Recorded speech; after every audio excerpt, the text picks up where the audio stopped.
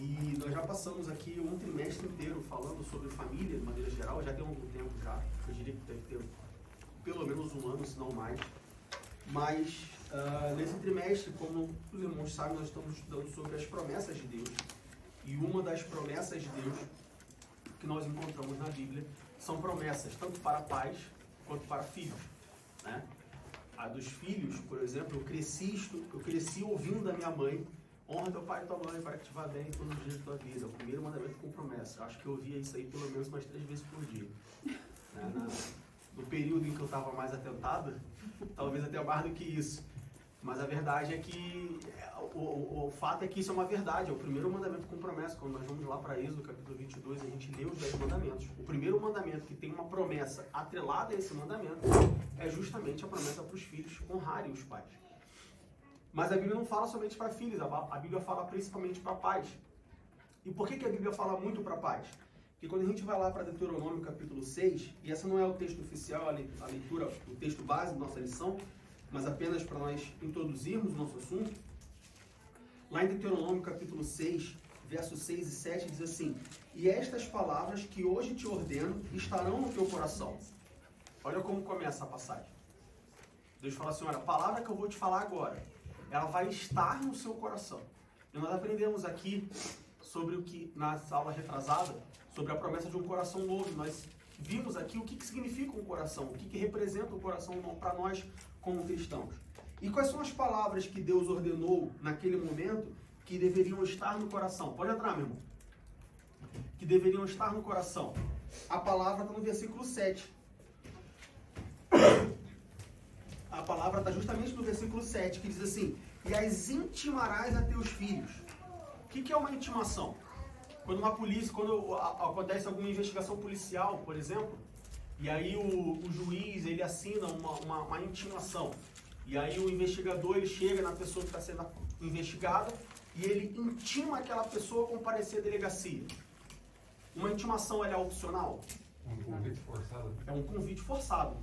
Uma intimação é: olha, eu não estou te obrigando, mas eu te aconselho a fazer o que eu estou te pedindo. Então as palavras que Deus ordenou foi: intimarás a teus filhos. Ou seja, o ensinamento da palavra de Deus deve ser um convite forçado aos filhos. Deve ser intimado aos filhos. Intimarás a teus filhos, e delas falará. Delas o quê? As palavras que Deus ordenou. Delas falarás assentado em tua casa, e andando pelo caminho, e deitando-te e levantando-te. Ou seja, a todo momento. A gente vai entrar mais em detalhes sobre isso. Mas o fato é que os pais, e por isso a importância desse assunto, a importância dessa lição, a importância de nós meditarmos e não só meditarmos, mas guardarmos isso e principalmente praticarmos, é que os pais, nós pais, eu imagino que todos aqui somos pais, nós pais somos os primeiros referenciais que as crianças têm de Deus. Quando uma criança de 6, 7, 8, 9, 10 anos até a sua adolescência, quando ela ouve Deus, automaticamente ela reflete, ela olha para os pais. E ela faz essa analogia, ela faz essa ligação. Por exemplo, as crianças aprendem lá na escola dominical que Deus é nosso pai, não é isso que elas aprendem? Quando uma criança é 2 anos de idade, o que a gente fala? Ah, o papai do céu, não é assim que a gente apresenta as crianças? Então as crianças, quando ela olha para o pai Diego, ela tem no pai Diego o referencial de Deus, o pai. Então, se eu, como pai, só maltrato o meu filho, o referencial que ela vai ter de Deus é que Deus só maltrata os seus filhos.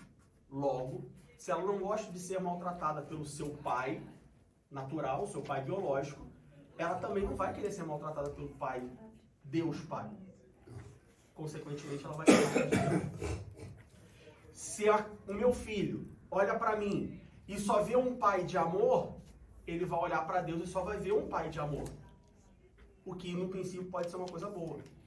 Mas na primeira vez que Deus Pai corrigir essa criança, ela vai rejeitar esse Deus Pai. Porque ela nunca conheceu um pai biológico que corrige.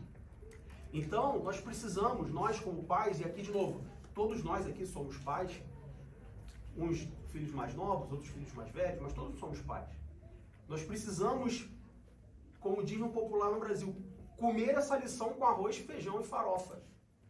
Porque os nossos filhos, eles olham para nós como pais e nós somos, pode entrar, e nós somos o primeiro referencial de Deus para os nossos filhos. Por isso a importância de nós entendermos quais são as promessas que Deus tem para os pais, quais são as ordenanças que Deus tem para os pais e depois para os filhos, porque nós somos filhos também. Mas a gente precisa entender a ordem das prioridades. Não tem como nós cobrarmos dos filhos, nós não podemos cobrar dos nossos filhos de serem bons filhos se nós não formos bons pais. Uma coisa não necessariamente está atrelada à outra, mas é consequente da outra. Tem muito pai que cobra do filho ser um bom filho, mas ele foi um bom pai?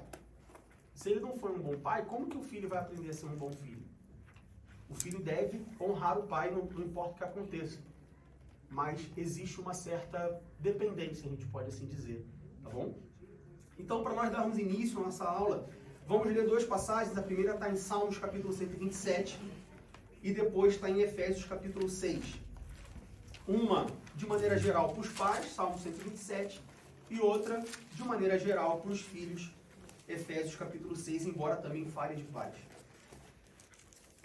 Então, Salmos 127, do verso 3 ao verso 5, diz assim: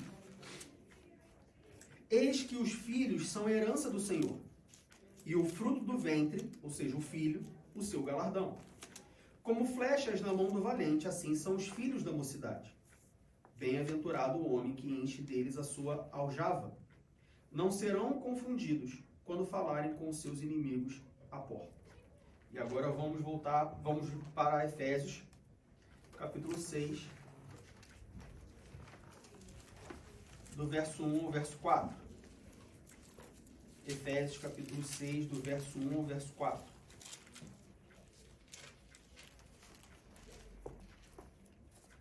Paulo aqui está falando sobre para filhos e para pais também. Desde o capítulo 5, versículo 22, Paulo está falando para a família. Como que uma família cristã deve ser? Como que um marido deve agir? Como que uma esposa deve agir? Como deve ser um pai? Como deve ser um filho? Como deve ser uma casa cristã? A Paulo está falando a partir do capítulo 5, versículo 22. Mas o nosso texto base se encontra em Efésios capítulo 6, do verso 1 ao verso 4, que diz assim: Vós, filhos, sede obedientes a vossos pais no Senhor, porque isso é justo. Honra teu pai e a tua mãe, que é o primeiro mandamento com promessa, para que te vá bem e vivas muito tempo sobre a terra. E vós, pais, não provoqueis a ira a vossos filhos, mas criai-os na doutrina e admoestação do Senhor. Veja que nós, pais, não devemos criar os nossos filhos na nossa doutrina e na nossa correção.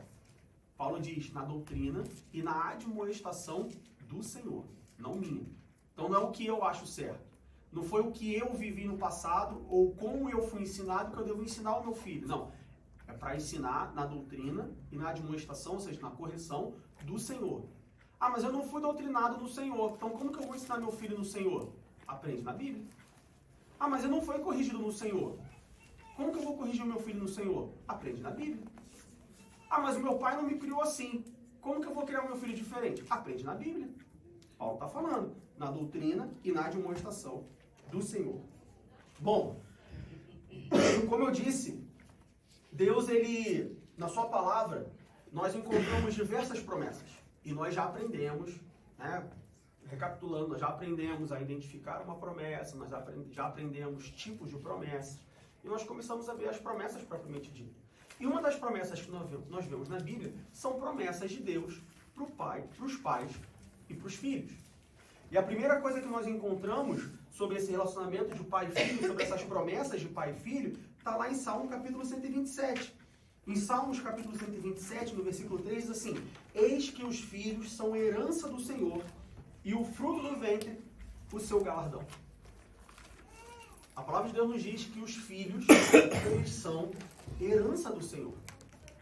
E aí você pode falar assim: ah, Diego, eu entendi, mas existe herança boa e existe herança ruim. A gente já falou aqui algumas lições atrás, alguns domingos atrás, sobre herança ruim, de quando você herda alguma coisa que você não queria herdar. Herdou uma dívida, por exemplo, é uma herança ruim, não é uma herança boa.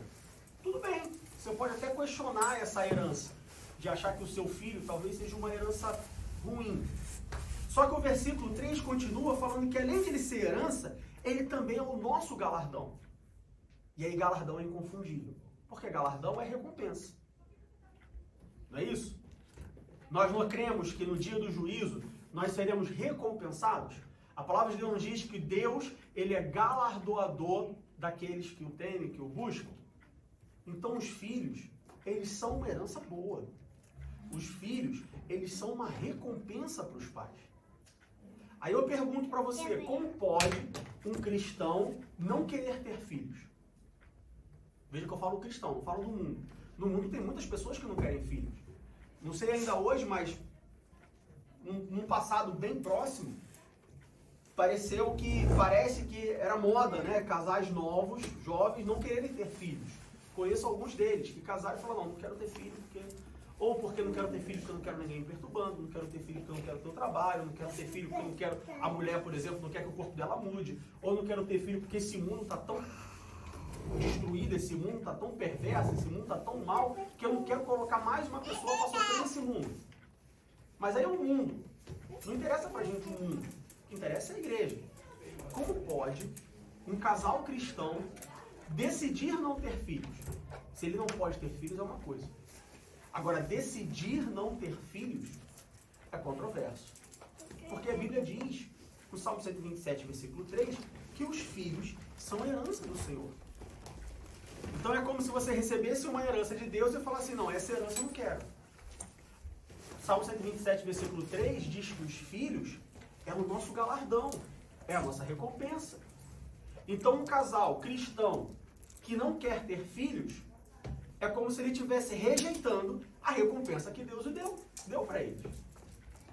Diego, mas filho dá trabalho. Como que filho pode ser essa recompensa? Olha os meus cabelos brancos. São todos por causa de filho. Olha a minha orelha. A minha orelha não. A minha olheira. São todos por causa de filhos. Sim. Mas só é bom aquilo que não dá trabalho? Tudo que é bom dá trabalho. Tudo que é bom tem um custo. Senão não seria bom. Eu tenho certeza que se você fizer uma reflexão na sua vida, você vai ver que as coisas que você mais dá valor são aquelas coisas que deu trabalho para conquistar. São aquelas coisas que deu trabalho para você conseguir. Aquilo que você consegue fácil, não tem muito valor normalmente. Só que isso não é importante para mim, porque os filhos, um produto de amor, e que Deus amou. Quando nós pensarmos que os nossos filhos dão trabalho, lembre-se que você também é um filho. Não só no seu pai biológico, mas você é filho de Deus Pai. É um bom exercício. Sempre que você pensar, poxa, meu filho só me dá trabalho. E você como filho de Deus? Será que nós somos um bom filho de Deus? Ou será que Deus, quando ele... Não que isso aconteça de fato, mas imagina Deus sentado na roda de amigos e falando assim, caramba, eu tenho um filho chamado Diego, que esse menino só me dá trabalho. Tudo que eu falo para ele fazer, ele não faz. Tudo que eu falo para ele não fazer, ele faz. Já pensou? Já se colocou numa situação de você como filho de Deus? Será que você é um bom filho? Será que nós somos bons filhos de Deus? Diga.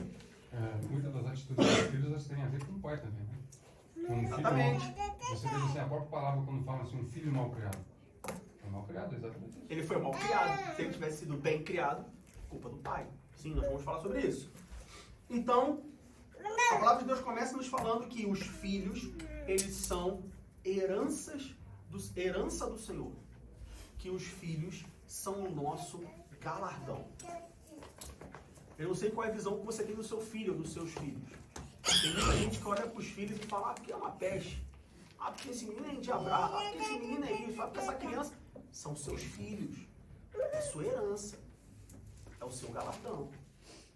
Se você não quer o seu filho, pode ter certeza que Satanás quer. E quer muito. Se você não ama o seu filho, pode ter certeza que Satanás o ama, entre aspas. E ama muito. Então cuide da sua herança. Cuide do seu galardão. Com isso, a palavra de Deus coloca em nós, pais, a responsabilidade de educar os nossos filhos. Diego, eu já sei disso. Quando eu decidi ter filho, eu sabia que eu tenho que educar o filho, eu tenho que criar bem o meu filho. Sim, mas eu não estou falando de educar para a sociedade. A palavra de Deus não está nos falando que nós precisamos que eles são nossa herança, que eles são nosso galardão, e colocando em nós, pais, a responsabilidade da educação primária, da educação secundária, de ensinar ele na escola. A nossa responsabilidade de colocar a criança na escola, numa boa escola, para ela aprender bem português, alemão, inglês, geografia, história, matemática. A nossa responsabilidade como pais não está somente na educação social dos nossos filhos, mas, acima de tudo, da educação espiritual dos nossos filhos. Até mesmo porque, se um indivíduo é um bom crente, é um bom cristão, automaticamente ele vai ser um bom cidadão. Porque a Bíblia nos ensina a ser bom cidadão. Nós vemos hoje muitos pais, muitas mães, preocupadas com a educação social dos seus filhos, mas relaxados quanto à educação espiritual dos seus filhos. Só que não faz sentido. Porque você pode ser muito bom cidadão e ser um péssimo cristão. Porém, se você for um bom cristão, automaticamente você vai ser um bom cidadão. Nós vemos isso na Bíblia o tempo inteiro. Quando a Bíblia diz para nós orarmos pelos nossos líderes, pelos nossos governantes. Quando tentam pegar Jesus no pulo e falam assim, Jesus, e essa moeda aí? E o seu imposto? Já pagou o seu imposto? Ele falou, está escrito uma moeda aí? Quem está aí? É César. Então paga o imposto, a César que é de César. Tem que pagar imposto, então vamos pagar imposto. Ah, mas o imposto é alto, mas tem que pagar, não tem? Então vamos pagar e vamos pedir a Deus que dê socorro, vamos pedir a Deus que abra as portas do céu para que a gente consiga pagar o imposto. Então um bom cristão, ele vai ser um bom cidadão. Mas um bom cidadão nem sempre é um bom cristão. E aí é onde muitos pais têm errado hoje na igreja. Porque eles têm se preocupado em fazer com que os seus filhos sejam bons cidadãos. Fazer com que os seus filhos sejam bons profissionais. Mas se o seu filho for um bom cristão, ele vai ser um bom profissional. Por que não? Se é Deus quem dá capacidade. Se é Deus que dá sabedoria. Se é Deus que dá entendimento. Se é Deus que provê todas as coisas. Se Deus fala que nós temos que ser bons servos. E não servos em relação a Ele, mas servos em relação ao nosso Senhor. E aí, no contexto em que Paulo fala isso, fala sobre a relação patrão-empregado. Então veja que a Bíblia ela nos orienta, ela nos diz, ela afirma que está sobre nós, pais, a responsabilidade da educação, da formação espiritual, cultivar a fé e de cuidar dessa herança, de cuidar desse galardão que nós recebemos de Deus. Agora repara que a Bíblia ela fala que isso é responsabilidade dos pais. Os filhos, vamos voltar para Salmo 126, versículo 3. Eis que os filhos são herança do Senhor, e o fruto do ventre, o seu galardão. Os filhos são herança dos pais, não da igreja. O que nós vemos muito hoje é que os pais terceirizam a responsabilidade de educação espiritual, de formação espiritual, do cultivo da fé, para a igreja. É um erro. Em algum momento, isso começou a acontecer, e em algum momento isso foi normalizado. Pais transferindo a responsabilidade deles para a igreja, para a tia do departamento infantil, para o pastor da igreja. Mas veja que a Bíblia ela é bem clara. O fruto do ventre é o meu galardão. O meu galardão. Não o galardão da igreja. A minha herança não é herança da igreja. Então não é responsabilidade da igreja cuidar dos meus filhos. Não é responsabilidade da igreja ensinar os meus filhos. Quem tem que ensinar sou eu.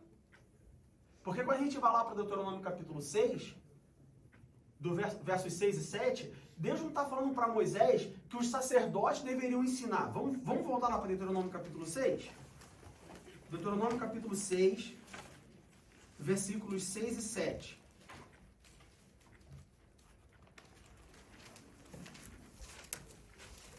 Deuteronômio 6, versículos 6 e 7. Deus dá todos os mandamentos. E aí no versículo 6 ele diz assim: e estas palavras que eu te ordeno estarão no teu coração, tá? E as intimarás a teus filhos, e delas falarás. Aonde? Assentado em tua casa, em primeiro lugar. Em primeiro lugar, Deus fala, olha, as palavras que eu te dei agora, você vai guardar no seu coração. E você vai intimar aos seus filhos. A gente já falou o que é intimar. Convidar forçadamente. Então veja que o filho não tem escolha se ele quer ouvir ou não. Quando a gente recebe uma intimação da polícia, a gente tem escolha sobre ir ou não? Você tem que ser muito consciente dessa escolha de não ir. Você tem que dar um motivo muito justo. Então é um convite que você não tem como recusar. Como pode pais dizerem que os filhos não querem ouvir a palavra de Deus? Mas nesse aspecto, o filho não tem o que querer. Porque a ordem de Deus é intimarás aos seus filhos. Aonde, em primeiro lugar? Em casa. E por que nós pais transferimos essa responsabilidade para a igreja? E por que nós pais transferimos a responsabilidade de educar os filhos no caminho do Senhor para a tia da escola dominical? E eu não estou falando isso porque minha esposa é líder da escola do departamento infantil, não. Eu estou falando isso porque é o que a Bíblia está dizendo. Que a responsabilidade é minha como pai. É a mesma coisa que eu levar meu filho para a escola secular, meu filho chega com nota baixa em casa e eu falo assim, porque a escola não ensinou direito. Mas você estudou com ele em casa? Mas você perguntou para ele como é que estava? Se ele estava com dificuldade, se ele precisava de ajuda? Não posso achar que o professor que cuida de 20, 30 crianças vai conseguir dar atenção 100% para todas as 30 crianças. O professor ele dá apenas uma direção. Eu não posso achar que o meu filho vai passar 2, 3, 4 horas dentro da igreja, uma vez por semana, e a tia da escola dominical vai ensinar tudo o que ele precisa saber. É minha responsabilidade como pai. De ensinar o meu filho. De educar o meu filho espiritualmente. De cuidar da formação espiritual do meu filho. Veja que nós, como pais, nós não devemos somente apresentar o caminho. Porque no versículo 7, tem outros versículos que falam isso, mas no versículo 7 diz, e delas falarás assentado em tua casa, ou seja, parado, sentado na tua casa. Quando você estiver parado em casa, sentado, você está ensinando. Mas também diz, andando pelo caminho. Caminhando. Ato contínuo. Não está andando, não é gerúndio? Andando, ato contínuo. Ou seja, agora você não está parado ensinando. Você está andando pelo caminho. Como que você vai ensinar andando pelo caminho se você não está andando junto com o seu filho? Então veja que não é, olha, vai para lá e lá tu vai aprender. Ou vai para lá aprendendo. Não, vamos juntos e eu vou te ensinando. Andando pelo caminho. Só que para andar no caminho tem que andar junto. Andar pelo caminho tem que estar no mesmo caminho. E junto. Então como pode um pai cristão ensinar o seu filho se está num caminho separado, se está num caminho diferente? Como pode um pai cristão ensinar andando pelo caminho se um está andando para a esquerda, se o pai está andando para o norte e o filho está andando para o sul? Não tem como, não é o mesmo caminho. Então não dá para ensinar andando no caminho. Isso precisa ser observado pelos pais. Mas eu não posso fazer o que meu filho quer. Mas o que seu filho quer é uma coisa muito absurda. Às vezes o que o seu filho quer é só diferente do que você quer.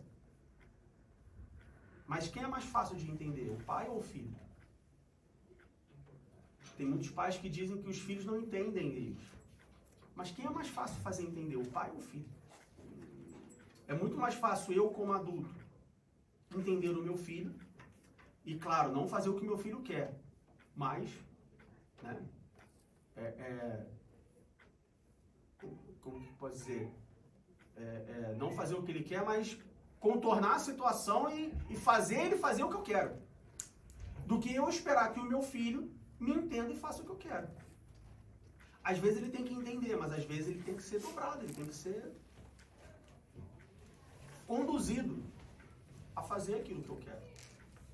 Nós precisamos entender essa ordem, essa prioridade. No versículo 7 continua falando, deitando-te e levantando-te. Deitando e levantando significa de noite quando você vai dormir e de manhã quando você acorda, ou seja, fecha o ciclo completo. O que isso significa? Todo o tempo. como pai, não posso esperar que eu vou ensinar o meu filho somente no dia de domingo. Aí, Diego, mas o meu dia é muito cheio. Eu sei muito bem que o dia é muito cheio. Porque o dia é cheio para mim também. Aí, Diego, mas a minha família é muito dinâmica, é muita gente na família e acontece muita coisa e a gente só tem um domingo calmo. Eu sei. Lá em casa também. São 4 pessoas, cada um tem a sua rotina, cada um tem o seu tempo. Cada um tem o seu problema. Mas a palavra de Deus diz, deitando-te e levantando. É todo o tempo. Não pode ser só um domingo. Não pode ser um dia na semana. E aqui a gente não está falando de parar para ensinar a Bíblia. Ah, então já sei, eu vou fazer um culto doméstico agora todos os dias? Não, a gente não está falando disso. A Bíblia não está falando disso. A Bíblia está falando de ensinar no caminho todos os dias. Isso significa que eu, como pai, eu preciso ser crente todos os dias. Eu preciso ensinar ao meu filho todos os dias. Eu preciso ser cristão todos os dias. E não somente no domingo. Porque senão o meu filho ele vai crescer com uma referência de que eu só preciso ser crente no domingo. Durante a semana eu posso ser quem eu quero. Eu só preciso orar no domingo. Durante a semana eu não preciso orar. Eu só preciso ler a Bíblia no domingo. Durante a semana eu não preciso ler a Bíblia. O meu pai só tem tempo para mim no domingo. Lembra que eu falei que os pais, eles são o primeiro referencial de Deus para as crianças?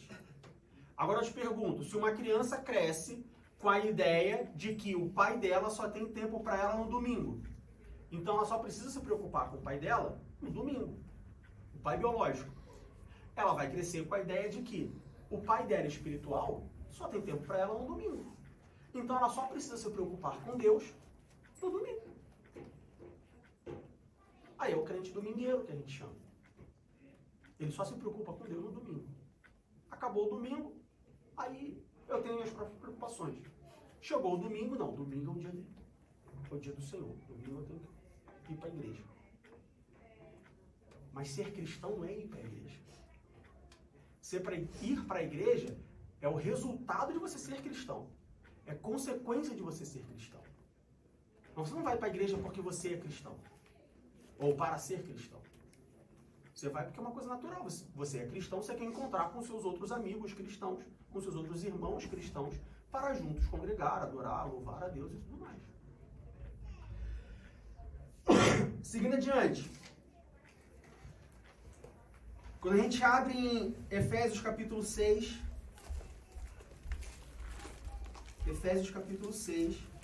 versículos 1 e 3, de 1 a 3, nós encontramos um mandamento e uma promessa para os filhos, que é a seguinte, Efésios capítulo 6, verso 1 ao 3, que Paulo faz menção dos 10 mandamentos, lá de Êxodo capítulo 20, diz assim, vós filhos, sedes obedientes a vossos pais no Senhor, porque isso é justo. Paulo diz para os filhos serem obedientes aos pais, se os pais forem complacentes com os filhos. Paulo diz assim, filhos, sedes obedientes aos vossos pais, se os vossos pais forem bons. É isso que Paulo diz? Filhos, sedes obedientes a vossos pais, se os vossos pais entenderem como você funciona. É assim que Paulo diz? Filhos, sedes obedientes a vossos pais no Senhor, se os vossos pais os amarem. É assim que Paulo diz? Filhos, sedes obedientes a vossos pais no Senhor, porque isso é justo. Paulo não está falando de retribuição para os filhos. Nós, filhos, muitas das vezes erramos porque nós queremos agir com os nossos pais em forma de retribuição. Se o meu pai me ajudou, agora eu ajudo a ele. Se o meu pai me amou, agora eu amo a ele. Se o meu pai me ensinou da forma que eu entendi que era uma forma boa, então agora eu obedeço a ele. Mas Paulo não está falando de retribuição. Paulo fala, filhos, obedeceis a vossos pais no Senhor. Porque isso é justo. Não tem argumento. É o meu pai, eu tenho que obedecer. Eu não tenho que obedecer porque eu acho que ele está fazendo a coisa certa. E quando a gente fala aqui de obedecer, a gente não está falando somente de seguir ordens, de obedecer ordens, de obedecer comandos, de obedecer regras. Porque você pode falar assim, Diego, mas eu já tenho 40 anos de idade. Eu não moro mais com meu pai. Nós temos pessoas aqui que os pais já faleceram. O pai e a mãe. Então você pode falar assim, mãe, não moro mais com meu pai. Eu estou na Alemanha, meu pai está no Brasil. Não faz sentido eu obedecer o meu pai mais. Meu pai tem nada a ver com a minha vida. Sim, mas a gente precisa entender o que é obedecer aqui. Obedecer não é só você seguir uma ordem. Você aceitar um comando. Até porque no versículo 2 diz, honra teu pai e a tua mãe, que é o primeiro mandamento com promessa. Obedecer é honrar. Obedecer é atender o telefonema 4 vezes para ouvir a mesma coisa. Isso é obedecer, sabia? À luz da Bíblia, isso é obedecer. Quando o pai liga 8 horas da manhã para falar uma coisa. Aí depois ele liga 11 horas da manhã e repete a mesma coisa da 8. Aí depois ele liga 3 horas da tarde e repete a mesma coisa. Depois ele liga de noite e repete a mesma coisa. Aí você fala assim, pai, o senhor já falou 3 vezes, pai. Obedecer é você ouvir novamente, como se fosse a primeira vez. Isso é honrar. Obedecer é quando o pai liga e fala assim, ou quando o pai manda uma mensagem, quando o pai pede uma coisa que não faz sentido, uma coisa absurda. Sei lá, o seu pai falou assim, filho, não bebe mais água, filho, porque a água faz mal à saúde. Fala, mas pai, é água, pai. Mas mãe, água. Não, minha filha, não bebe água não, porque eu vi na internet que não pode beber água. Tá bom, não vou beber água não, tá bom? Fica tranquilo. Depois que desligar, você bebe água, é água. Mas, Diego, meu pai, ele é maluco. Meu pai, ele é... Sei lá, meu pai tem problemas, meu pai tem dificuldade. Tá, mas ele é seu pai. Efésios capítulo 6, versículo 1 diz, sedes obedientes a vossos pais. Ponto. Porque isso é justo. Não tem argumento. Ah, Diego, mas o meu pai passou 20 anos sem querer saber de mim. E aí agora ele apareceu do nada. E aí eu vou obedecer a ele? Ele não participou da minha vida, nós ouvimos muito isso. Ah, porque o meu pai largou a minha mãe, ou minha mãe largou meu pai. E passou 20, 30 anos fora, e agora voltou, e aí eu tenho que obedecer. Ele é o quê? Ele é seu pai? Ele é sua mãe? É. Tem que ser obediente. Ah, mas ele nunca quis saber de mim, agora ele quer saber de mim, eu tenho que obedecer a ele, eu tenho que honrar ele? Sim. Mas por que eu tenho que fazer isso? Porque é justo. Não sou eu que estou falando. É Paulo que está dizendo. Faça isso, porque é justo.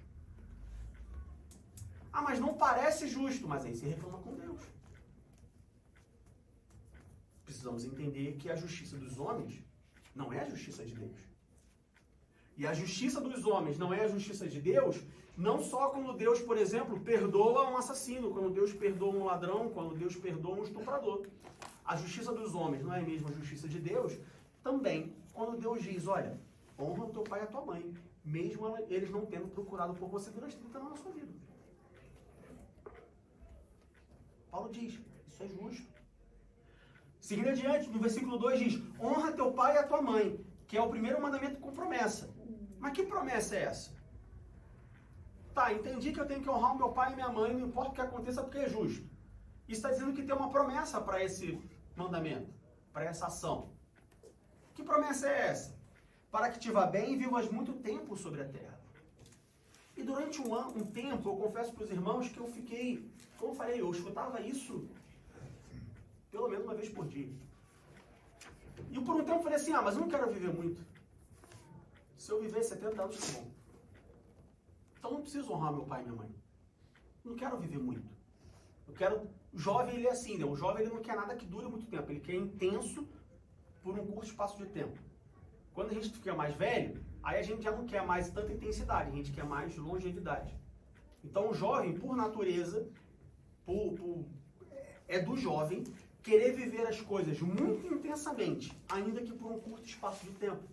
E eu na minha juventude, na minha adolescência, muitas das vezes eu pensava isso.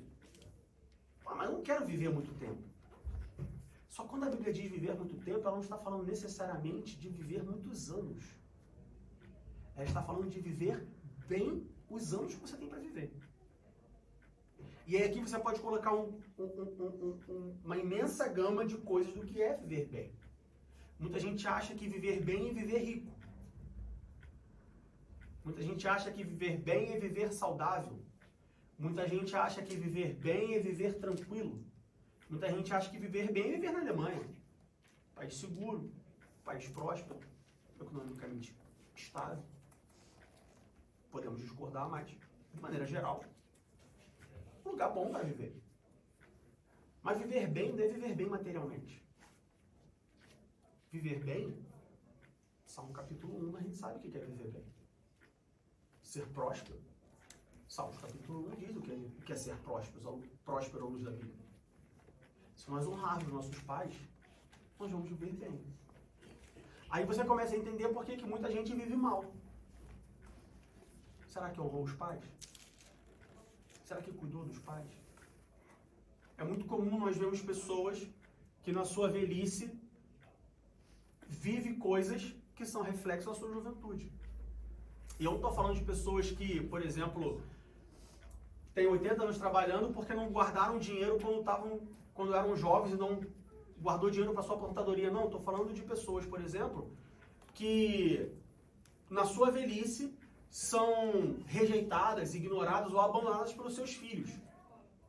Aí a gente fala assim, poxa, mas que filho mau, abandonando seu pai? Sim, é um filho mau. Mas e quando o pai era filho? Será que ele cuidou do pai dele? Ah, Diego, mas você acabou de falar que a relação de pai e filho não pode ser uma relação de troca? Sim, pode. Não pode ser uma relação guiada pela troca, mas natural que a troca exista. Porque Deus é justo. Acima de todas as coisas, existe a justiça de Deus. Então a gente não pode esperar que eu, como filho, maltrate os meus pais a vida inteira e que quando eu ficar velho, os meus filhos vão me tratar bem. Senão não seria justo. Então isso explica muitas vezes coisas que nós vemos, comportamentos que nós olhamos e falamos assim, caramba, mas como pode? O que aconteceu? Aí às vezes a gente aponta a culpa para o pai, às vezes a gente aponta a culpa para o filho. Ah, porque o filho abandonou o pai no asilo, por exemplo. Ah, porque o filho não faz isso com o pai. Ah, mas como que foi esse pai? Ou como que esse pai foi como filho? Às vezes ele foi um bom pai. E nem merecia isso. Mas às vezes ele foi um péssimo filho. E às vezes ele foi um péssimo filho porque ele teve um péssimo pai. E aí a coisa vai, uma coisa puxa a outra, igual o bola de gato. Você puxa o filho, é bola de gato que chama? Que você puxa um fio e vem... Novelo de lã, isso aí, confundir as coisas. Igual o novelo de lã, que você puxa, aí vai, não, porque o filho, porque o pai, o filho, a mãe, não sei o quê. Tá, e aí, se for assim, então quer dizer que toda a sua família, toda a sua geração, toda a sua descendência, então está fadada a ser péssimos pais e filhos? A palavra de Deus nos diz que nós fomos libertos. Então, a partir do momento que eu sou um cristão e me comporto como um cristão, não interessa muito, ou não deveria interessar muito ou influenciar muito o meu passado. Porque se para Deus não importa o meu passado, por que para mim vai importar o meu passado? Então, eu ter sido criado por um péssimo pai, não significa que eu tenho que ser um péssimo pai. Nós precisamos atentar para isso. Senão a gente está somente reproduzindo aquilo que a gente viveu. Mas o que a Bíblia, a gente leu esse versículo, o que Paulo diz para os pais? Ele fala, olha, ensina o seu filho, doutrina o seu filho, admoeste o seu filho no Senhor. Não é na sua experiência passada. Não é em como você foi criado, é no Senhor. Justamente porque se você fizer isso no Senhor, você não tem influência de quem você foi, do que você sofreu, do que você passou. É no Senhor. Mas como que eu vou saber como criar o meu filho no Senhor se eu não estudo a Bíblia? Se eu não estudo a palavra de Deus? Tem um livro, eu não li esse livro, mas eu sei que tem um livro que diz assim, Aprenda a ser pai com o pai. Não tem um livro desse? Aprendendo a ser pai com o pai. Se eu não me engano, tem um livro desse. Eu não sei, assim, eu já vi a capa no nome do autor. Aprendendo a ser pai com o pai. E eu sei que o livro ele fala sobre como criar filhos à luz da Bíblia. Se você quiser curiosidade, você pode ler o livro e tudo mais. Mas se você ler a Bíblia, nós vamos aprender a ser pai com o pai. Se nós tivermos relacionamento íntimo com o pai, com Deus, nós vamos aprender a ser pais como Deus é pai. Mas para isso nós precisamos ter relacionamento com Ele. Mas para isso nós precisamos aprender a palavra dele. Mas para isso nós precisamos falar com Ele. E quando eu digo falar com Ele, eu digo literalmente, pai, como que eu ensino meu filho isso e isso? Como que o Senhor me ensinou a fazer isso? Como o Senhor me ensinou a ser assim? Como que eu ensino meu filho a ser como o Senhor me ensinou? É conversar com o pai. Orar não é conversar com Deus. Nós vemos hoje, no mundo, e aí com o advento da internet, principalmente com as redes sociais, nós vemos que existem muitas páginas, muitos perfis, ensinando a ser pais. Isso é muito comum hoje.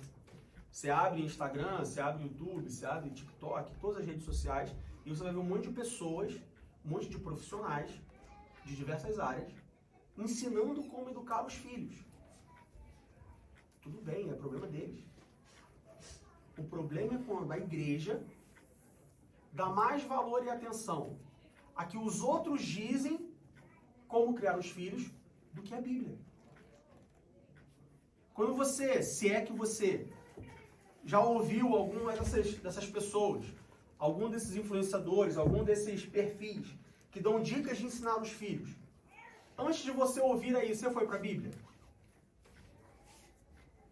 Você perguntou a Deus? Você procurou saber como criar o seu filho? Ou você foi direto para a ajuda de um profissional? E eu não estou desmerecendo a ajuda de profissional. Se forem profissionais de fato credenciados, né? Não apenas pessoas que querem ganhar visualização para ter o seu rendimento, mas existem pessoas capacitadas profissionalmente, inclusive por Deus, para orientar na criação de filhos. Mas primeiro, a Bíblia. Primeiro, aprendendo a ser pai com o pai. Essa é a primeira coisa que nós temos que nos preocupar. Não é surpresa nós termos uma geração de crianças frágeis, uma geração de crianças ausentes, uma geração de crianças fracas espiritualmente, mentalmente. Por quê? Porque não estão sendo criadas como a Bíblia diz que tem que ser criada. Só que Salmos capítulo 127 nos dá um alerta. Salmos capítulo 127 diz que os nossos filhos são herança do Senhor e fruto do ventre do seu galardão. E no versículo 4 diz que elas são flechas na mão do valente. Para a gente entender esse versículo, a gente precisa mentalizar ou criar uma situação para a gente entender o que são flechas na aljava do valente, na mão do valente. No versículo 5 diz que bem-aventurado o homem que enche deles a sua aljava, não serão confundidos quando falarem com os inimigos à porta. Quando a Bíblia diz que os filhos são herança do Senhor e como flecha na mão do valente, imagina que você tem um guerreiro, você tem um soldado, e esse soldado ele é um arqueiro. Naquela época, nos tempos antigos, quando você tinha um exército, assim como hoje, você tem dentro do exército, você tem vários pelotões, você tem várias diferentes habilidades. Naquela época também. Então no exército você tinha as pessoas que iam na frente da batalha, com escudo e espada. Você tinha os cavaleiros. Você tinha as pessoas que ficavam de longe, né, tendo uma visão maior do campo de batalha para dar orientação. E você tinha os arqueiros, que eram soldados que ficavam mais distantes da frente de batalha com arco e flecha. Quando a Bíblia diz que os filhos são como flechas na mão do valente, nós temos alguns ensinamentos aqui para nós como pais.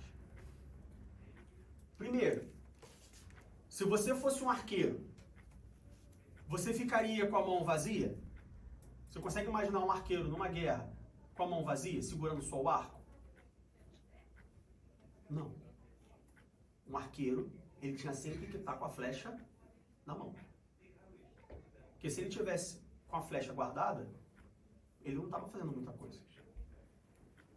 Como pais, os nossos filhos, tem sempre que estar à mão. O que significa estar à mão? Está próximo. Está sob controle. Está perto do raio de visão.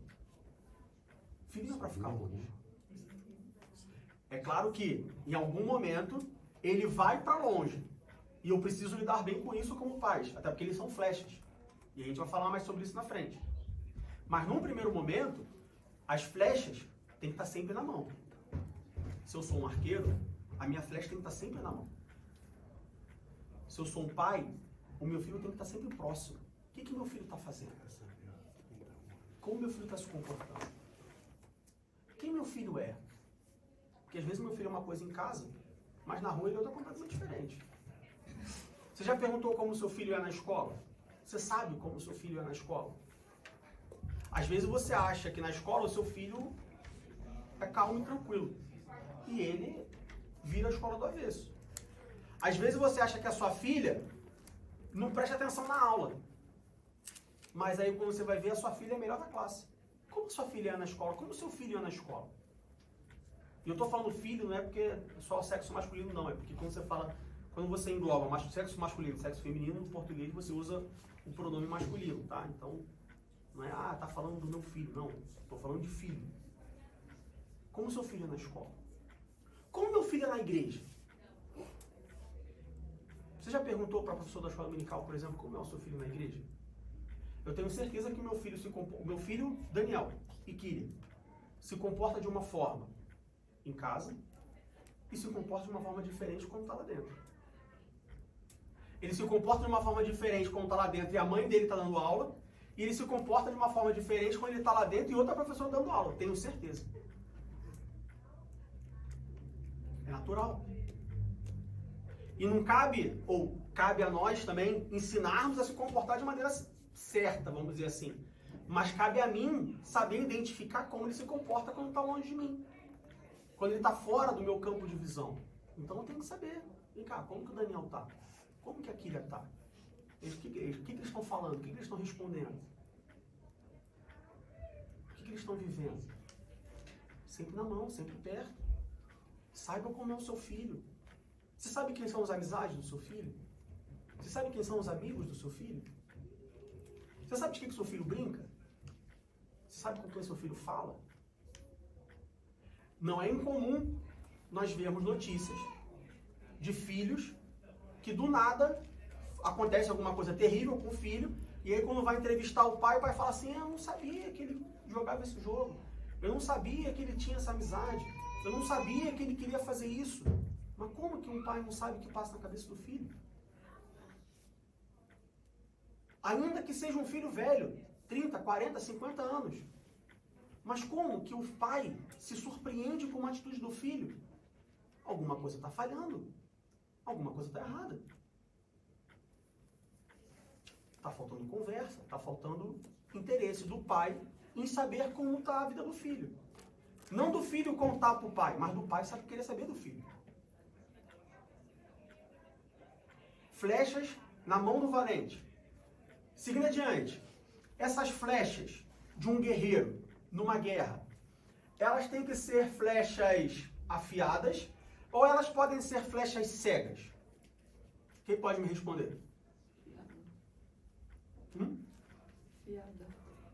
Essas flechas têm que ser afiadas, certo? Se eu estou numa guerra, eu sou um arqueiro com uma flecha na mão, o mínimo que se espera é que essa flecha esteja bem afiada. Para quando eu mandar a flecha vai no alvo e faz o que tem que fazer. Se a flecha não estiver afiada, e eu como arqueiro, numa guerra, atirar uma flecha num soldado inimigo, vai fazer cosquinha no soldado inimigo. Que proveito tem uma flecha que faz cosquinha no soldado inimigo? Proveito nenhum. Então essa flecha ela tem que estar afiada. Será que o meu filho é afiado? Ah não, Diego, meu filho é afiado. Meu filho sabe tudo de matemática. Não, meu filho domina a história. Meu filho, assim, ele vai ser um profissional maravilhoso. Estou investindo na vida profissional do meu filho. Não quero saber do profissional. A Bíblia não nos fala do lado profissional.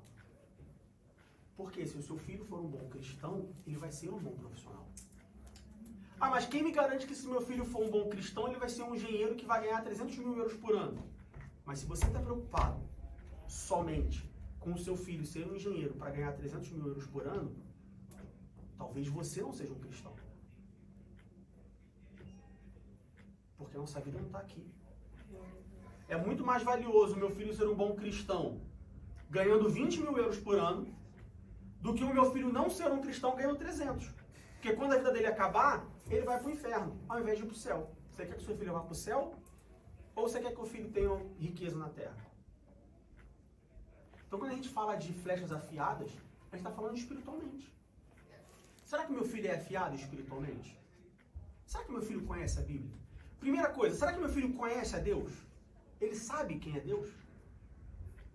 Se você perguntar para o seu filho hoje, quando chegar em casa, ou para sua filha, filho, filha, quem é Deus?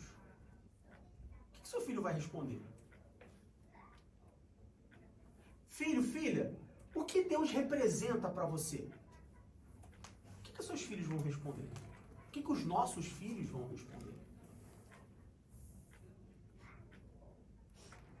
Se nós chegarmos para os nossos filhos e falar assim, filho, e ontem nós tivemos uma experiência dessa lá em casa. Chegar para os nossos filhos e falar assim, filho, faz uma oração. Será que os nossos filhos sabem orar? Será que nossos filhos sabem como orar? Será que nossos filhos sabem pelo que orar? Se eles não souberem, talvez eles não sejam flechas afiadas. Para que serve uma flecha cega numa batalha? De que adianta você ter uma herança que não vale nada? Te deixaram uma herança, descobriu que um tio morreu, te deixaram uma herança. A herança é de, sei lá, não faço ideia de quando vai dar isso na conversão, tá? Mas 200 mil marcos alemães. Quanto vale 200 mil marcos alemães? O Fran já tá fazendo a conta ali já. Vai dar uns 2 milhões isso aí. 2 milhões? Se fosse considerar... Ih, chutei muito então. 100 mil cruzeiros. Eu sei quanto vale 100 mil cruzeiros. Uma herança de 100 mil cruzeiros não vale nada. Então, se a sua herança for uma herança, uma flecha cega, ela não vale nada. Ela não é um galardão, ela não é valioso. Como pais, nós precisamos afiar as nossas flechas. E afiar as nossas flechas é cuidar da vida espiritual dos nossos filhos. É ensinar aos nossos filhos. É ter certeza de que, quando os nossos filhos, flechas, forem usadas para pregar o Evangelho, para falar do amor de Deus, elas estejam afiadas. Elas sejam eficientes. Elas sejam eficazes. Como flechas na mão do valente, assim são os filhos na mocidade. Então a flecha tem que estar sempre na mão. Nós, como pais, nós devemos ter os filhos sempre por perto. Sabendo o que está acontecendo. Sabendo o que está falando, com quem está falando, o que está dizendo, o que está planejando. Ah, meu irmão, mas isso daí é invasão de privacidade. Não, porque quando meu filho entra em casa e fecha a porta do quarto, eu não posso entrar no quarto dele. Pô, como assim? Um pai não pode entrar na porta do filho? No quarto do filho? Mas quem é o dono da casa? É o filho? Por que não pode? O filho precisa de privacidade? Precisa de privacidade. Mas se você der muita privacidade para o seu filho, você não vai saber o que o seu filho faz. Aí depois, quando o seu filho fizer, você vai falar assim, poxa, eu não sabia porque eu não estava presente. Então, em certos momentos, sim, o pai entra no quarto do filho, mesmo com a porta fechada. No quarto, no banheiro, seja lá onde for. Os filhos têm que estar sempre perto. E, de novo, perto, eu não estou falando, então meu filho só anda comigo. Então meu filho não vai mais viajar sozinho. Não estou falando perto fisicamente. Estou falando perto de saber o que passa, com quem fala, quem é, o que pensa, o que faz, o que planeja. E não de estar perto física, então meu filho só vai andar comigo agora de mão dada. Não estou falando isso. Não é isso que a Bíblia está falando. A Bíblia está falando de estar perto, sabendo o que está acontecendo. Para não ter surpresa. Para você não achar que seu filho é uma coisa, mas na verdade seu filho é outra. flechas afiadas, preparadas. Porque, veja bem, por mais que a flecha tenha que estar na mão do valente, a flecha só está na mão do valente para ser jogada, para ser usada alguma vez.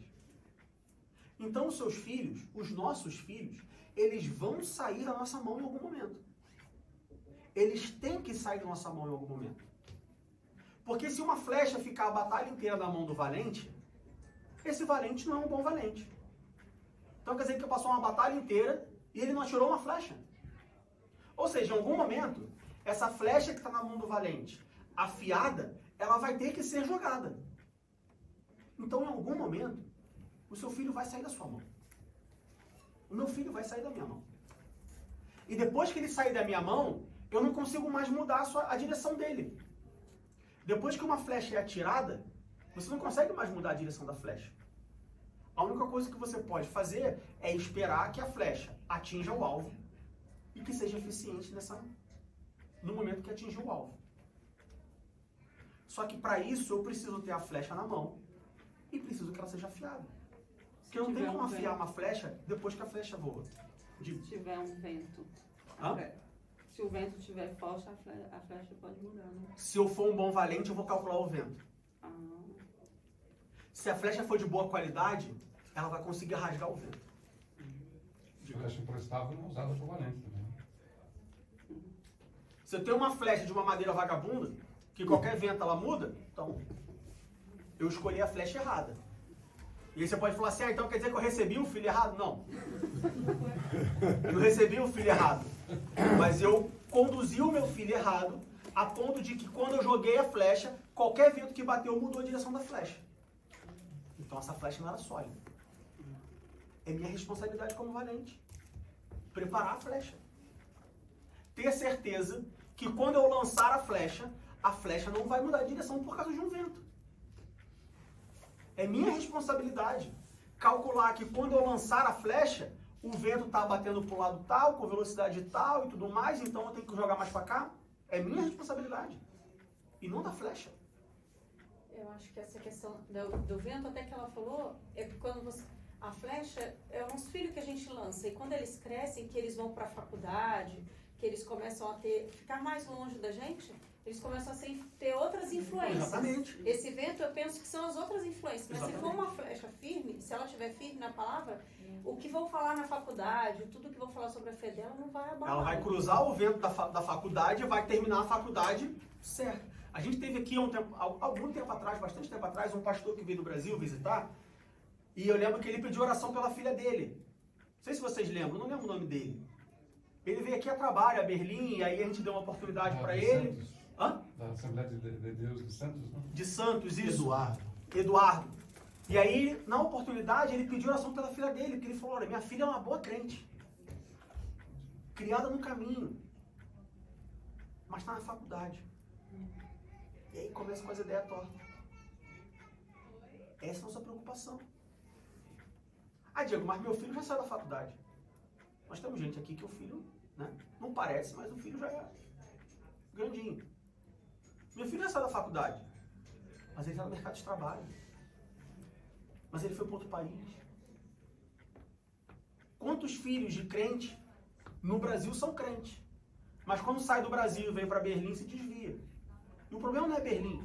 O problema é sair da cultura onde eles foram criados. O problema é sair debaixo da barra da mãe e do pai. Da saia da mãe e do pai. O problema é estar longe. É quando a flecha é lançada. Enquanto a flecha está na mão, ela está sempre na direção certa. Mas depois que ela é lançada, será que ela é forte o suficiente para permanecer na direção? Se o seu filho, como que o seu filho seria se ele saísse da sua mão? Será que o seu filho conseguiria ser crente? Ser firme? Ser um cristão firme? Ah, Diego, meu filho ele ora 3 vezes ao dia, igual o Daniel. Tá, e se ele saísse de longe de você, ele conseguiria orar 3 vezes ao dia? Aqui na Alemanha tem o Ausflug. Não é Ausflug. Ausflug é quando sai por um dia. Klassenfahrt. Aqui na Alemanha tem um Klassenfahrt. As mães ficam, né? Ah, meu filho. Eu conheço uma que chorou. Tá, meu filho. 8 anos que ele tinha? 8 anos de idade, vou passar uma semana sozinho. Não. Porém, quando ele voltou com a bracinha. Chorou. Na volta. 8 anos de idade, uma semana sozinho e tal. Tá, quem o seu filho é no classe infar? Ah, o meu filho ora em casa todas as noites antes de dormir. Ele ora todas as noites no classe infar também? Isso é um bom termômetro. Se ele não ora, por que ele não ora? Porque ele tem vergonha de orar na frente dos colegas? Talvez seja um bom termômetro. Talvez se ele tenha vergonha de orar na frente dos colegas com 8 anos, será que ele vai ter vergonha de negar? Será que ele vai negar a Jesus quando ele tiver 28 anos, por exemplo? Quando estiver na faculdade? Quando ele estiver em outro país? Então, vejam que Salmos capítulo 127 nos dá dicas, nos faz perguntas, nos faz pensar sobre como nós criamos nossos filhos. Diga. Você sabe por que tem Klassenfahrt aqui na Alemanha? Não? Não faço ideia. Para treinar Selbstbewusstsein. Para treinar o quê? Selbstbewusstsein. Você sabe que Selbstbewusstsein? Fala aí, em português. Independência. Ah, tá, independência. Sim. Entendeu? Não, eu acho muito bom. Eu acho muito bom ter um Klassenfahrt novo. Eu acho muito bom. E é justamente porque tem isso que nós precisamos ensinar aos nossos O filhos. ginásio é uma semana. Ginásio é uma semana também? Eu também. Vai uma semana. No ginásio vai para outro país, né? É verdade. Vai para outro país. Olha, mais longe ainda. Mais longe ainda. Foi É pra bom. França. E é bom para nós, como pais, cristãos, termos um termômetro. Como será que o meu filho se comporta nesses lugares? O que meu filho faz? E é fácil. Não é fácil, não. Mas é possível. É necessário. Que É precisa. necessário. Então, Salmos capítulo 127, versículos do 3 ao 5. Nós já vimos que Deus ele tem promessas para os filhos, mas Deus também tem promessas para os pais. Quando a gente abre a nossa Bíblia em Salmos capítulo 128, versículos 3 e 4, Salmos 128, versículos 3 e 4 diz assim: A tua mulher será como a videira frutífera aos lados da tua casa, os teus filhos como plantas de oliveira à roda da tua mesa. Você sabe o que significa plantas de oliveira? Ou por que plantas de oliveira foi usada aqui no Salmo 128? Alguém sabe dizer? Pela valia do azeite em si, né? Hã? Significa fartura e prosperidade. Fartura e prosperidade. Mas por que plantas? Compensa mais você ter as plantas do que só ter azeitona em si. Que dá mais, né? Sim. E aí você tem a... Mas por que em relação aos pais? Sim. Ah, tá. Por que os filhos vão ser como plantas de oliveira em relação aos pais? Porque elas duram muito. O que acontece? Você tem uma oliveira. Quando a oliveira fica velha, o galho principal para de dar fruto. E aí o que se faz? Deixa nascer brotos desse galho principal, para que quando a oliveira esteja velha, os brotos continuem florescendo e a árvore não morra. Não perca seu valor. Então, quando o salmista diz aqui no Salmo 128, no versículo 3, de que os filhos serão como plantas de oliveira, está dizendo que, olha, quando você for velho, que você não der mais fruto, você vai ter os seus filhos como brotos adjacentes. E aí eles sim dão frutos. Nossos filhos precisam ser plantas de oliveira. Só que ele só vai dar fruto se eu cuidar dele agora. Então, filho é um investimento. Mas filho não é um investimento. Ah, já sei, então eu vou investir no meu filho, eu vou levar ele para jogar futebol, porque ele vai ser jogador de futebol, vai fechar um contrato caro e vai ser meu investimento. Quando eu me aposentar, eu vou estar com um boi na sombra porque meu filho vai ser milionário. Não. O filho é um investimento para o reino de Deus. Porque hoje eu ensino, hoje eu prego, hoje você ensina, hoje você prega, hoje você canta, hoje você pastoreia. Mas vai chegar um dia que você vai envelhecer, que você vai parar de produzir fruto. E aí quem vai dar fruto nessa igreja? Daqui a 40 anos, quem vai dar fruto nessa igreja? Não sei ainda. Daqui a 40 anos, quem vai ensinar nessa igreja? Quem vai pregar nessa igreja? Quem vai louvar nessa igreja? São os filhos, não são? Aí as pessoas falam assim, é por isso que as crianças são a igreja de amanhã. Errado. A criança não é a igreja de amanhã, ela é a igreja de hoje. Porque se eu tratar as crianças como a igreja de amanhã, quando chegar amanhã, elas não sabem como ser igreja. Então elas precisam ser a igreja de hoje. Elas precisam saber o que é a igreja hoje. O seu filho sabe o que é a igreja? O que é a igreja para o seu filho? A igreja é o local onde ele vem toda semana ver os amigos? A igreja é o local onde ela vem toda semana comer pão com salame? A igreja é onde ela vem só porque o pai dela vem? Eu aposto que tem criança. Aposto não porque crente não aposta, mas tenho certeza que tem criança, tem filho. Se você chegar para o filho, não estou falando necessariamente nossos filhos, filhos de crente, de maneira geral. Se você chegar para o filho e falar assim, por que você vai para a igreja todo domingo? Eu falo, porque meu pai me leva. Por que você vai para a igreja todo domingo? Porque eu não posso ficar em casa sozinho. Porque queria ou não queria ir. Como que eu, como pai, o quanto que eu, como pai, falhei para que meu filho ache ou entenda que ir para a igreja é só porque ele não pode ficar sozinho em casa. Em algum momento eu falhei. E a culpa não é do professor de escola dominical. A culpa não é do pastor. A culpa é minha. Porque a palavra de Deus diz, alegrei-me quando me disseram, vamos à casa do Senhor. Ou seja, o culto começa em casa. O ensino começa em casa. Nós lemos Deuteronômio capítulo 6, versículos 6 e 7.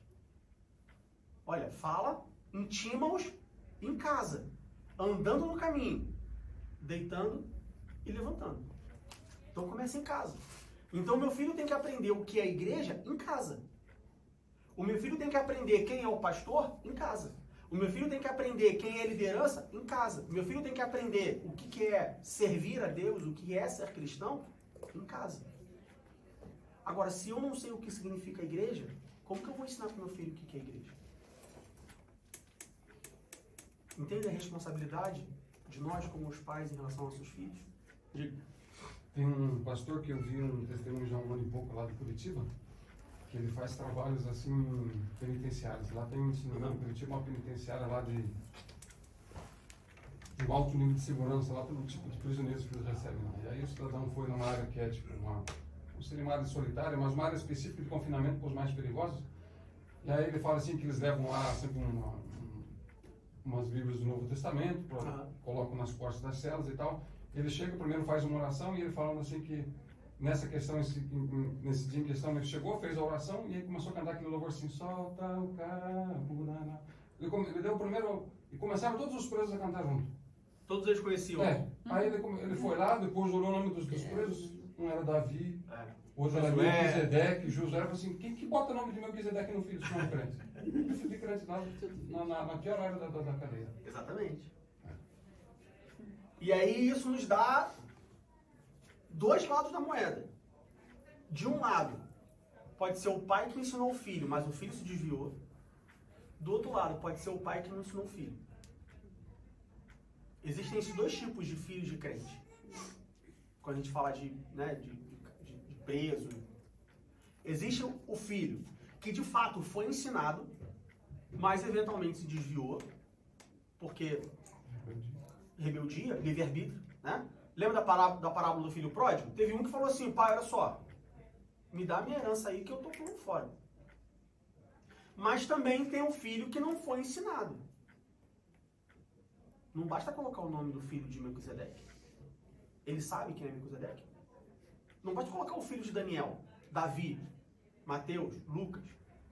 Ele sabe quem é Mateus, Lucas. Ele sabe quem foi Paulo. Ele conhece. Você ensinou para o seu filho a Bíblia? Você ensinou para o seu filho a história da Bíblia? Você ensinou ao seu filho não só a história da Bíblia, mas você ensinou ao seu filho como ser um cristão? Você foi um exemplo de cristão para o seu filho? Existe uma diferença. Existe uma grande diferença. E aí, nesse momento, você pode falar assim, entendi, Diego. E a partir de hoje, agora lá em casa, fazer igual eu fiz com meu irmão uma vez. Meu pai viajou, ele ficou lá em casa, foi Salmo 91? Não, foi o Pai Nosso. Foi o Pai Nosso. E aí a gente era recém-casado, meu irmão devia ter acho que uns 13 anos, né? Meu irmão era moleque. E aí, Pai Nosso. E aí, sabe, não sei o quê? Não sabe o Pai Nosso? Trancado no quarto, só sai do quarto quando falar o Pai Nosso de cabeça.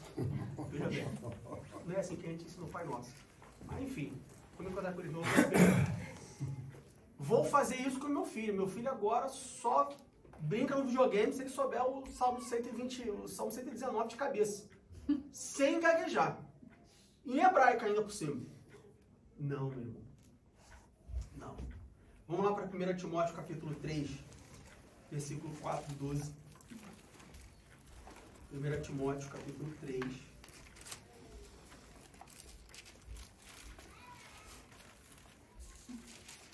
Versículos 4 e 12.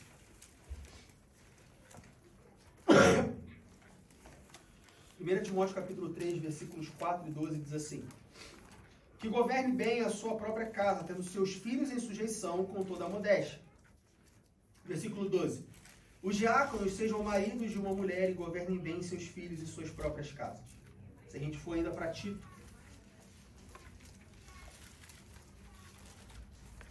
capítulo 1, versículos 5 e 6, Paulo vai continuar falando, olha, por esta causa te deixei em Creta, para que pusesses em boa ordem as coisas que ainda restam.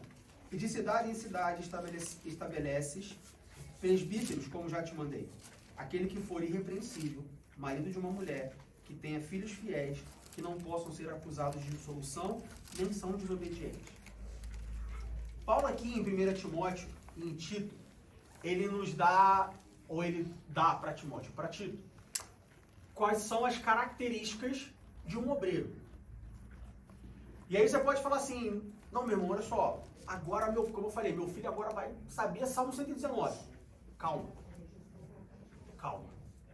Tá? Primeiro ponto é, aprenda a ser pai com pai. Nós lemos, doutrinar e admoestar no Senhor. Se Deus quiser te ensinar alguma coisa, Ele te coloca de castigo e só te libera depois que você decorou aquilo, é assim que Deus te ensina? Como que Deus te ensina? Como que a Bíblia nos mostra Deus ensinando? Então o primeiro ponto é esse. Não basta tomarmos medidas desesperadas e querer agora que meu filho saiba a Bíblia de cor, porque saber a Bíblia de cor não garante que seja um bom cristão. Tem muita gente que sabe a Bíblia de cor, sabe a Bíblia toda, e é um péssimo cristão. Então esse é o primeiro ponto. Segundo ponto, entender quais são as prioridades na vida de um cristão, de um pai cristão, de uma mãe cristã. Quando nós vamos para a Bíblia, nós vemos que existe uma prioridade para pais cristãos. Nós precisamos entender essa prioridade, porque senão a gente coloca o cavalo na frente dos bois. E aí não vai andar. A prioridade na vida de um pai cristão, na vida de uma mãe cristã, é primeiro, Deus, obviamente. Sem sombra de dúvidas. Depois, o cônjuge. No meu caso, a minha segunda prioridade tem que ser minha esposa. A segunda prioridade da minha esposa tem que ser eu, o marido dela. Mas, Diego, por que você está falando de cônjuge se a gente está falando de pais e filhos? Porque como você pretende ser um bom pai, como você pretende ser uma boa mãe, se você não é um bom marido e uma boa esposa? Paulo diz que as mulheres devem ser submissas aos maridos e que os maridos devem amar as suas esposas, assim como Cristo amou a igreja. Lembra quando eu falei no início da aula que nós pais somos os primeiros modelos, as primeiras referências de Deus para os nossos filhos? Quando um filho vê que a mãe é submissa ao pai, ele entende submissão. Ele vai ser submisso a Deus. Quando um filho vê o pai amando a mãe, assim como Cristo amou a igreja, ele entende o amor de Deus. Ele sabe que o amor de Deus é sacrificial.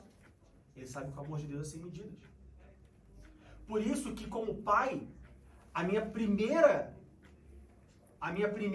prioridade, estou tirando Deus, porque Deus é prioridade absoluta, mas por isso que eu, como pai, você como mãe, você como pai, a sua primeira prioridade, a sua segunda prioridade tem que ser o seu cônjuge.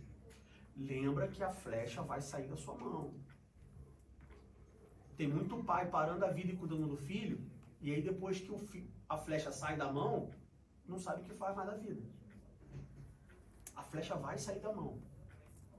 Então, a primeira prioridade, segunda prioridade, a primeira é Deus, a segunda prioridade, o cônjuge. A terceira prioridade, qual é a terceira prioridade de um cristão? De um pai ou de uma mãe cristã?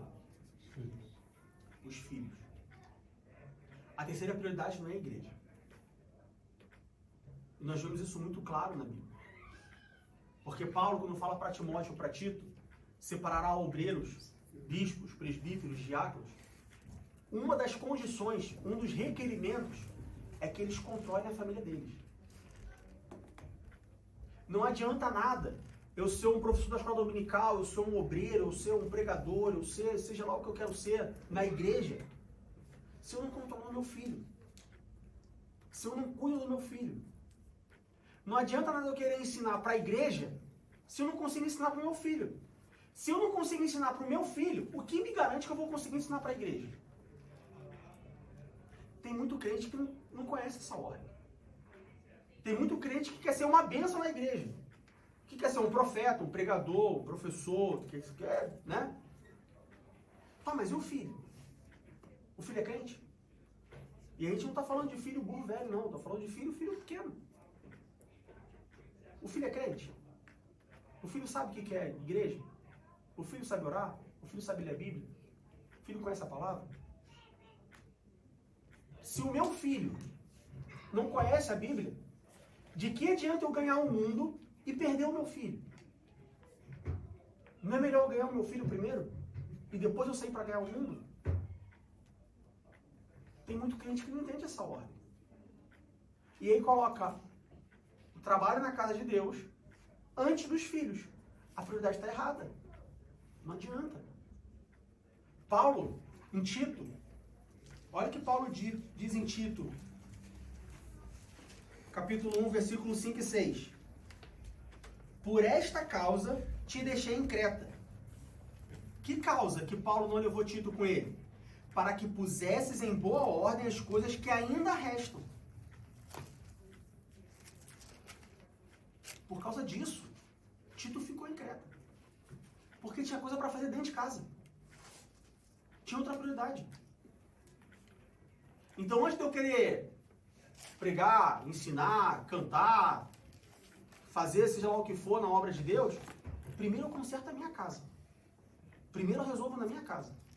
Primeiro eu ensino meu filho, primeiro eu ensino a minha filha. Primeiro eu tenho certeza que o meu filho e a minha filha estão afiados. Que o dia que meu filho e minha filha forem ser usados como flecha, eles vão conseguir chegar no alvo. Depois eu vou para a casa de Deus. Depois eu faço com os outros. Porque se eu não consigo ensinar o meu filho, de novo, se eu não consigo ensinar o meu filho, o que me garante que eu vou conseguir ensinar a igreja?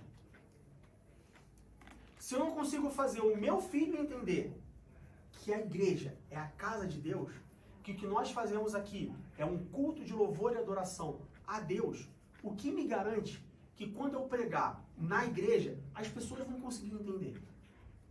Eu vou conseguir transmitir a mensagem. Ah, meu irmão, é porque você não me conhece. Quando eu estou no púlpito, o Espírito Santo me toma e eu faço descer fogo no céu. Então, faz descer fogo no céu na tua casa. Se Deus te usa poderosamente na igreja, se Deus te usa poderosamente no evangelismo, se Deus te usa poderosamente no seu trabalho, se Deus te usa poderosamente aonde quer que você vá, então pede a Deus para te usar poderosamente na tua casa. Para o teu filho, para a tua filha, para o teu marido, para a tua esposa. O que nós vemos hoje é a igreja, os crentes, invertendo essa ordem. Quer ser usado poderosamente do lado de fora, mas o lado de dentro está todo destruído. É um excelente pregador, mas o filho perdido na igreja. Mas a filha perdida na igreja. É um excelente pastor, mas o filho... A Fabiana trabalhou muito tempo numa revista de jovens. E ela pode falar com mais propriedade. A quantidade de cartas que ela recebia de filhos de pastores, não é isso? Com problemas. Filho de pastores. com diversos tipos de problemas. Onde que esses pais estavam quando os filhos estavam com problemas?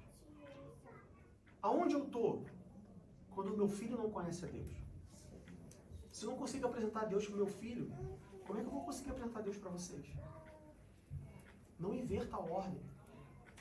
Se preocupe primeiro com a sua casa. Tito queria muito estar com Paulo, mas Paulo falou, olha só, você vai ficar em Creta, porque tem coisa para fazer ainda, tem coisa para arrumar ainda. Então, antes de eu querer sair e pregar o evangelho para o mundo, primeiro eu prego o evangelho para minha casa. Primeiro eu tenho certeza que os meus filhos sabem, conhecem a Deus, estão instruídos no caminho. Depois eu saio e prego o evangelho para o mundo. Porque senão eu estou pregando o evangelho. Eu já falei isso aqui algumas vezes, pelo menos uma, dos crentes que ficam distraídos. Tem muito crente que ele fica distraído.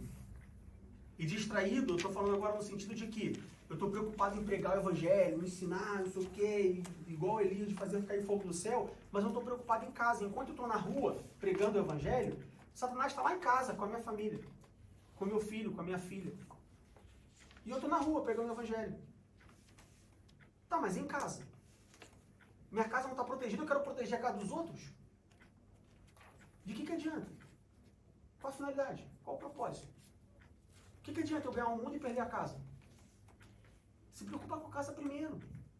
Depois se preocupa com os outros. Porque senão é igual o ladrão de piscina. Ladrão de piscina que eu falo, ladrão é quando você enche uma piscina e tem um buraco, por exemplo. Mas não é uma piscina.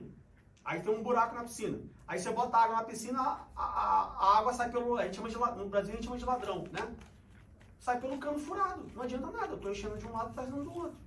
Eu estou pregando o evangelho lá e Satanás está usando meu filho. O que adianta? Qual o propósito? Está faltando prioridade. Então, primeiro, Deus. Depois, o seu cônjuge. Você só tem filho porque você casou. Teoricamente. De acordo com a Bíblia. Você só tem filho para cuidar porque você tem um marido e uma esposa. Então, depois de Deus, marido e esposa. Depois do marido e da esposa, agora os filhos. Não coloca a igreja no lugar dos seus filhos. Ah, Diego, eu sei, por isso que quando terminar esse culto, eu vou chamar o pastor e eu vou largar tudo que eu estou fazendo. Aí você está sendo ignorante. Tenho certeza que dá para conciliar. Muda um pouco as prioridades, você consegue conciliar. Largar também tudo para cuidar do filho, você vai largar tudo para cuidar só do seu filho? Tem certeza? É isso que você vai conseguir? É isso que você vai fazer?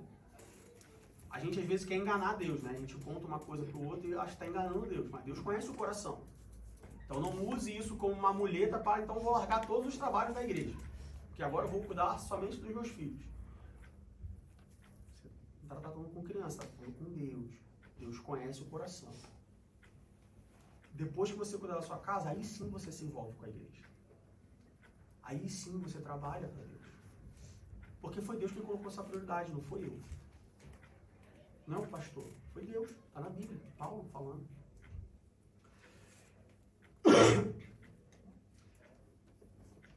Para nós terminarmos, vamos abrir a nossa Bíblia em Isaías capítulo 44.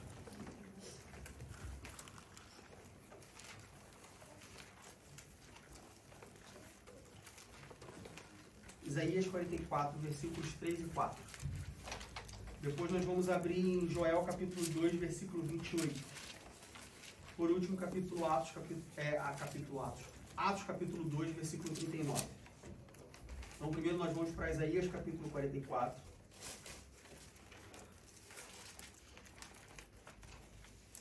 Isaías capítulo 44, versículos 3 e 4. Porque derramarei água sobre o sedento e rios. Sobre a terra seca derramarei o meu espírito sobre a tua posteridade e a minha bênção sobre os teus descendentes. Então aqui nós temos uma promessa, derramamento do Espírito Santo, o poder do Espírito Santo para descendentes, para a prosperidade, para os filhos. Joel capítulo 2, versículo 28.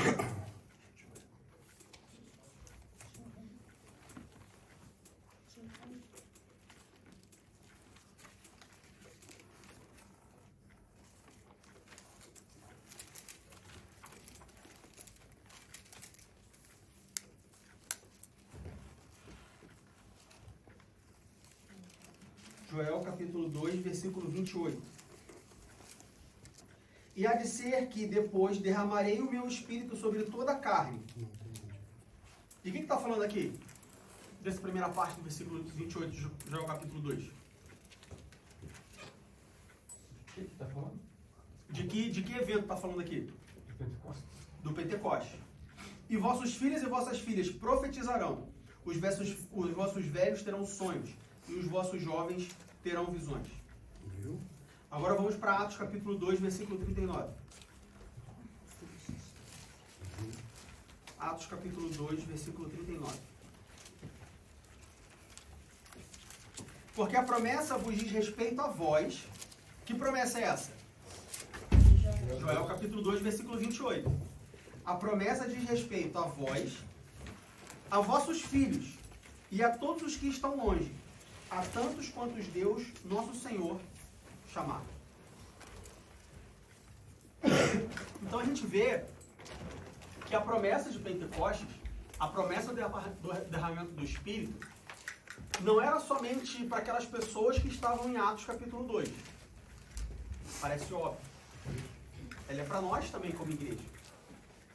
Mas o que muitas pessoas se esquecem é que essa promessa também é para os nossos filhos. Como a gente leu em Isaías e em Joel. A promessa do derramamento do Espírito, a promessa da manifestação do poder de Deus, essas promessas são para os nossos filhos. Aí eu te pergunto, será que eu estou mais preocupado em cumprir a promessa hoje, em viver a promessa hoje, do que preparar os meus filhos para que eles também vivam a promessa? Tem muito crente que ele está preocupado com o derramamento do Espírito hoje. E aí ele, de certa forma, limita a promessa de Deus. Porque a promessa não é só para hoje. A promessa é para mim, hoje, mas para os meus filhos também. E a partir do momento que eu me preocupo mais com o hoje, lembra que eu falei do jovem? Que quando nós somos jovens, nós queremos viver intensamente o agora, ao invés o curto prazo, ao invés de ter umas perspectivas de longo prazo. Lembra que eu falei isso no início da aula? Lembra? Tem muito crente que se acha maduro, mas ele é um crente menino. Por que ele é um crente menino? Porque ele quer viver intensamente as promessas de Deus hoje, sem preparar os filhos para viver a promessa de Deus na posteridade. Está quebrando uma promessa, está lapidando a promessa. A promessa ela é muito mais profunda e está encurtando a promessa. Eu tenho que viver hoje, fazer descer fogo do céu hoje? Tenho. A palavra de Deus me garante isso. Eu tenho uma promessa que diz isso. Profetizar hoje, falar em línguas hoje, poder do Espírito hoje, salvação hoje. Mas eu também tenho que conseguir preparar os meus filhos para que eles também vivam isso. Porque senão a promessa do Espírito ela vai se encerrar hoje. Mas quando meu filho tiver 39 anos de idade, eu tenho que preparar ele para isso. Não, Diego, mas aí eu vivo a minha promessa hoje, ele vive a promessa dele amanhã. Mas como que ele vai viver a promessa dele amanhã se eu não preparei ele hoje? Se eu não cuidei dele hoje? As crianças não são as igrejas de amanhã. Elas são a igreja de hoje. Então elas precisam viver hoje. Elas precisam conhecer hoje. Elas precisam ser ensinadas hoje. Para que elas possam viver as promessas amanhã. Entendem a nossa responsabilidade como pais? Entendem a nossa responsabilidade como filhos? Se eu falhar como pai, eu estou falhando com o meu filho e com a igreja. Porque se todos nós aqui falharmos como pais, será que vai ter ADM em Berlim daqui a 20 anos? Será que vai ter ADM em Berlim daqui a 30 anos? Será que vai ter... Se todos os pais hoje da igreja do mundo falharem com seus filhos, daqui a 30, 40 anos, será que vai ter igreja para nos congregar? Será que vai ter igreja para o fogo descer do céu? Será que vai ter igreja para pregar evangelho? Salvação? Arrependimento de pecados? Então nós precisamos ensinar nossos filhos hoje. E você pode estar pensando assim, para nós encerrarmos, você pode estar falando assim, ele fala isso porque a família dele é perfeita. ele tá falando isso e quem ele é? Ah, porque ele é o pai bambambam? Eu sei que o filho dele faz umas coisas erradas aí. Eu não estou falando isso porque eu sou um pai perfeito. Porque antes de bater em vocês, mas antes de bater em vocês, bateu em mim. A minha filha ontem não sabia orar. Eu pedi para ela fazer uma oração e ela repetiu o que eu falei. Eu falei, não, filha, fala no seu coração. Ela travou. Minha filha, por sua escola dominical. Então, antes de bater em vocês, bater em mim. É nossa responsabilidade. Eu não estou falando aqui porque eu estou falando porque eu sou o pai perfeito. Não, eu estou falando da Bíblia. Não estou falando o que eu acho. A Bíblia nos fala isso. Nós precisamos cuidar dos nossos filhos. Nós precisamos estar próximos dos nossos filhos. Nós precisamos ensinar os nossos filhos antes de querer ensinar os outros. Eu preciso ensinar o meu filho. Eu preciso cuidar do meu filho. Eu preciso preparar o meu filho. Porque o meu filho é a igreja de hoje. E se o meu filho não for preparado hoje, em casa, como a gente leu em Deuteronômio capítulo 6, versículos 6 e 7, o que me garante que quando eu não produzir mais, quando eu envelhecer, os meus filhos vão continuar produzindo no futuro, na igreja do futuro. Nós precisamos disso. Então que a gente possa orar e pedir a Deus sabedoria. Pedir a Deus paciência. Ah, meu irmão, mas paciência que produz paciência e tribulação. Mas se é o único jeito, então é o único jeito. Se precisa passar pelo deserto para aprender, então passa pelo deserto para aprender. Mas é melhor aprender do que fazer errado. Então que a gente possa pedir a Deus paciência, possa pedir a Deus sabedoria, possa pedir a Deus estratégia para ensinar os filhos. Porque se nós cuidarmos dos nossos filhos, se nós formos os pais que Deus quer que nós sejamos ou espera que nós sejamos, nós vamos colher as promessas atreladas ou destinadas aos pais quando eles fazem um bom trabalho. Se não são promessas que a gente não vai viver. E todas as promessas que Deus fez, nós devemos querer viver todas elas. Não só a promessa da vida eterna, não só a promessa de paz, não só a promessa de um coração novo, mas promessas também relacionadas a pais e filhos. Amém?